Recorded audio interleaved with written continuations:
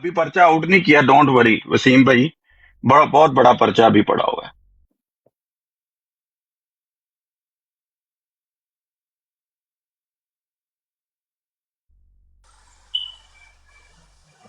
اس کو میں ریسٹ کرنے سے رہ گیا ہوں تو وہ مجھے بتا دیجیے ہاں گا. جی بالکل ہے. بات یہ ہے کہ اچھا فتح اسلام اچھا بھائی.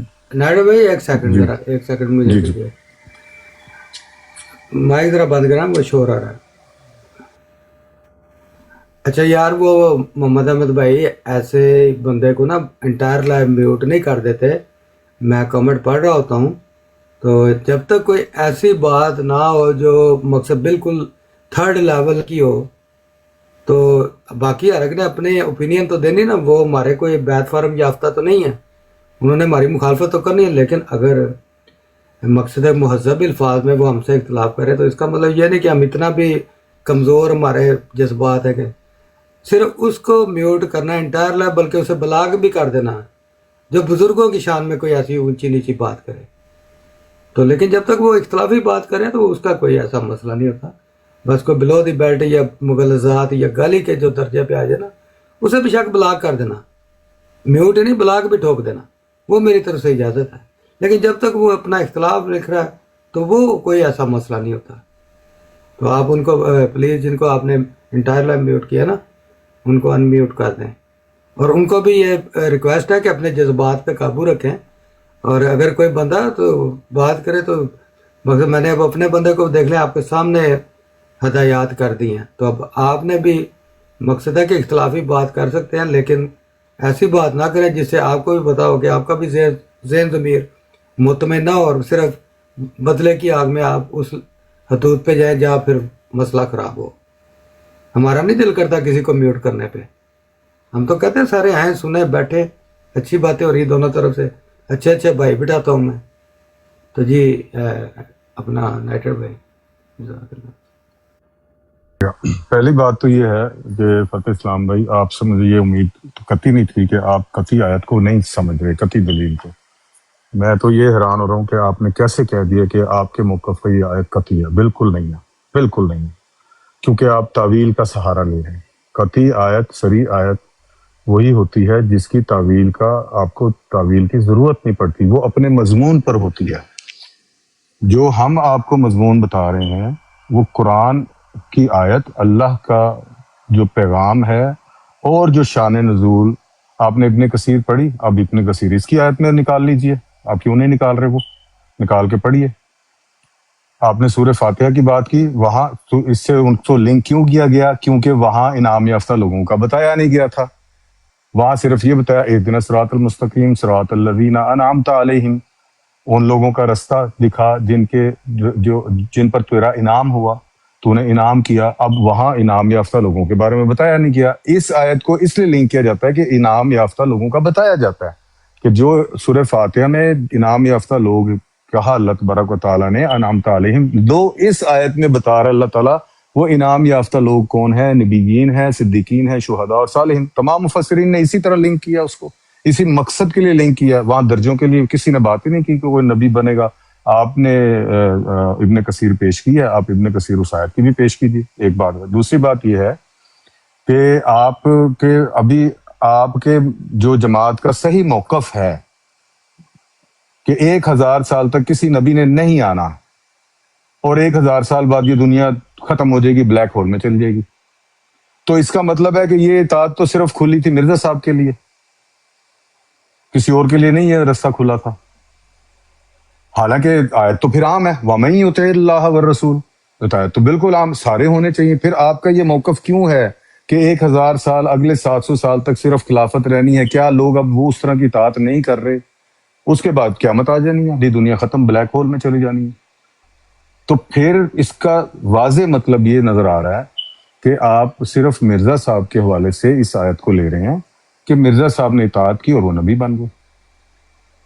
اچھا، پھر مرزا صاحب اہدنا الصراط المستقیم کی آپ نے بات کی آئینہ کمالات میں. مرزا صاحب خود اس کی تفسیر کرتے ہوئے کیا کہتے ہیں؟ وہ لکھتے ہیں یعنی اے خدا، اہدنا الصراط المستقیم صراط الذین انعمت علیہم، یعنی اے خدا، اے ہمارے خدا، ہمیں منعم علیہم بندوں کی ہمیں راہ بتا دو، راہ بتا دو. منعم علیہ نہ بنا نہ دو، راہ بتا دو۔ اب کیا نبی کے بتائے ہوئے نقش قدم پر چلنے سے نبوت ملے گی؟ نبی کی ہم راہ مانگ رہے ہیں، ہم کہتے ہیں یا اللہ جو انعام یافتہ ہیں، شہید ہیں، صلحاء ہیں، انبیاء ہیں، جو رستہ انہوں نے تیری ہدایت کا بھیجا، جس پر انہوں نے خود عمل کیا، ہمیں اس رستے پر چلا دے۔ وہاں بھی درجے کی بات نہیں ہو رہی کہ چلا کر ہمیں نبی بنا دے، ٹھیک ہے؟ وہ گیا تو آپ کے حکم عدل کے پاس گئے ہوں جناب، اس لیے کہ آپ ماننے کو تیار نہیں ہو رہے، ٹھیک ہے صوفی صاحب؟ تو اب وہ کیا کہتے ہیں آگے، نبی اور صدیق اور شہید اور صلحاء۔ اس دعا کا خلاصہ مطلب یہی تھا کہ ان چاروں گروہوں میں سے کسی ایک جس کا زمانہ تم پاؤ اس کے ساتھ صحبت میں آ جاؤ۔ یہاں بھی صحبت کی بات آ رہی ہے، معیت، مطلب اتنی واضح آیت کو آپ کہیں اور سے اجرائے نبوت لے لیں، یہ آپ کا بہت کمزور دلیل ہے، جس کو آپ سورہ نساء کی 69 آیت تو بہت کمزور ہے آپ کے، نہ وہ وہاں موضوع ہے، نہ وہاں وہ کوئی بات بنتی ہے کہ ماں کو من کے معنی میں کر دو۔ بھئی کیوں کر دو؟ وجہ نہیں آپ بتا رہے، کیوں کریں؟ وجہ بتانی پڑتی ہے نا۔ پھر ہم جو موقف بتاتے ہیں، پوری امت مسلمہ 1500 سالوں میں آج تک یہی موقف چل رہا ہے، صحابہ کا بھی یہی موقف تھا۔ کسی صحابی نے کہا، اب آپ کہتے ہیں دیکھیں ابن کثیر کو پڑھ لیں، طبری کو پڑھ لیں، کسی بھی آپ مفسرین کو پڑھ لیں، سارے یہ احادیث نقل کر رہے ہیں کہ رسول اللہ صلی اللہ علیہ وسلم کو کیسے دیکھ سکیں گے، کمپنی ملے گی، معیت ملے گی۔ مطلب آپ کا اپنا آزادی ہے، آپ جو مرضی موقف اختیار کریں، لیکن پلیز اس موقف پر دلیل قطعی پیش کریں۔ آپ کے کہنے سے یہ دلیل قطعی نہیں بنے گی، یا تو آپ بالکل تعویل کا سہارا مت لیں، آپ بتائیں اس آیت میں کیسے درجہ ہے، سہارا نہ لینا۔ پھر میں تو بغیر سہارے کے وَمَن يُطِعِ اللَّهَ وَالرَّسُولَ فَأُولَٰئِكَ مَعَ الَّذِينَ أَنْعَمَ اللَّهُ عَلَيْهِمْ مِنَ النَّبِيِّينَ وَالصِّدِّيقِينَ وَالشُّهَدَاءِ وَالصَّالِحِينَ وَحَسُنَ أُولَٰئِكَ رَفِيقًا۔ اور جو اللہ اس کے رسول کی اطاعت کرتا ہے، وہ یہی ہے ان لوگوں کے ساتھ، یہ لوگ ہوں گے جن پر اللہ نے انعام کیا۔ وہ کون ہیں؟ نبیین ہیں، صدیقین ہیں، شہداء، صالحین ہیں، وحسن اولئک رفیقا۔ اور یہ کیا ہی خوبصورت رفاقت ہے، اچھا معیت نائٹر بھی بھائی، آگے آ رہی ہے، رفاقت بھی آ رہی ہے۔ اور نائٹر بھائی میں ایک تو سیکنڈ ذرا، جی ایک سیکنڈ معاذ کے ساتھ، ابھی ہو سکتا ہے کہ کسی وقت بھی لائیو گر جائے، لیکن آپ نے اچھا جانا نہیں کیونکہ مجھے وہ نوٹس ٹھیک آیا، ہے، وہ تو ٹھیک ہے، میں اسی ٹھیک ہے، وقت پھر اس کو کر دوں گا۔ ٹھیک ہے، اوکے ٹھیک ہے، شکریہ۔ تو اس کو آپ کے کہنے سے، محترم میں آپ کی بہت رسپیکٹ کرتا ہوں، لیکن آپ کے کہنے سے ایک آیت قطعی آپ کے دلیل پر قطعیت کے ساتھ دلالت نہیں کر رہی، آپ کے استدلال پر، صرف آپ کے کہنے سے میں کیسے مان لوں کہ یہ آیت قطعی ہے آپ کے موقف پر؟ کیوں؟ آپ سامنے ساری دنیا کے کھڑے ہو کر آپ تعویل کر رہے ہیں، پھر کیسے اس کو آپ قطعی دلالت کہہ سکتے ہیں اپنے موقف پر؟ اور جو جتنے بھی مفسرین ہیں سب یہاں معیت کی بات کریں، باقی درجات کی بات ہے، قرآن میں آیات موجود ہیں، شہید کا درجہ، صالح کا درجہ اور صدیقی کا درجہ، یہ تمام ہے۔ ایک آیت آپ دے دیں جس میں جو نبوت کا درجہ ملنے کی بات ہو، یہ کام تم کر لو نبوت مل جائے گی۔ یہ تو آپ کی آیت جو ہے وہ آپ کے استدلال پر بالکل واضح طور پر آپ تعویل کر رہے ہیں، یا تعویل چھوڑیں، آپ ایسا کریں، آپ تعویل نہ کریں نا ماں کو من کے معنی میں، آپ کہتے ہیں نا قطعی ہے، تو پھر قطعی ہے تو تعویل نہ کریں، چلیں تعویل نہ کریں، کریں اس کا ترجمہ اور دکھائیں یہاں درجات کیسے بن رہے ہیں۔ جب آیت ماں کو آپ من کے معنی میں نہیں کریں گے، سیدھا سیدھا ترجمہ ہے معیت ساتھ ہوں گے ان لوگوں کے جن پر اللہ نے انعام کیا، یعنی وہ لوگ کون ہیں؟ نبی ہیں، صدیق ہیں، شہداء ہیں، صالحین ہیں۔ اب اللہ تعالیٰ نے آخری جو جملہ اس میں لکھا ہے، الحمدللہ اللہ تعالیٰ نے تو مہر لگا دی ہے، وَحَسُنَ أُولَٰئِكَ رَفِيقًا۔ یہ کیا ہی خوبصورت معیت ہے، صحبت ہے، کیا ہی خوبصورت ساتھ ہے۔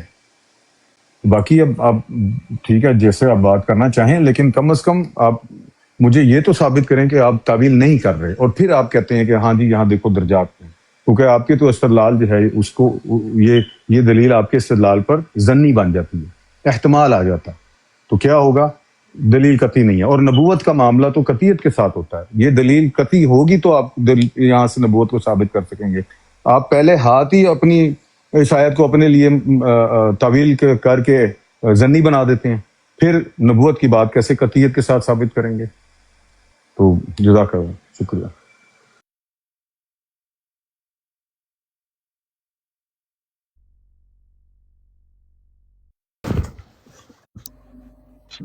اچھا فتح بھائی، یہ نہیں چیز سمجھ آئی، دیکھیں اگر رسول جو ہے یہ بنا رہے ہیں کہ قرب ہے دنیا اور آخرت کا، تو پھر اس میں جو شہید والا پارٹ ہے اس میں مطلب آپ دنیا میں قرب کیسے ایکسپلین کریں گے اس کو؟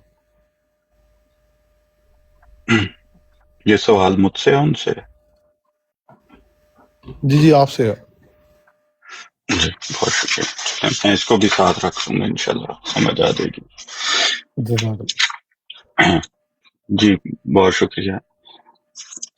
کیونکہ شہید کے ایک معنی تو یہ بھی ہیں کہ اللہ کے راستے میں جان دینے والا، اور ایک ہے شاہد کے، جیسا کہ تفہیم القرآن کے حوالے سے پڑھ کے بتایا گیا تھا۔ تو دنیا میں ان لوگوں کی رفاقت کہ اگر کوئی شخص، جیسا کہ نائٹ رائڈر بھائی نے کہا تھا کہ ہمارے لیے اعزاز کی بات ہے، اگر کسی نے شہید ہونا ہی نہیں ہے تو اعزاز کی بات کیا کہ میرا دوست شہید ہے، مجھے اس کا ساتھ ملا۔ اگر کسی نے نبی ہونا ہی نہیں ہے تو کسی کے اعزاز کی کیا بات ہے کہ ہمارے خاندان میں یا ہماری امت میں نبوت ہے، ٹھیک؟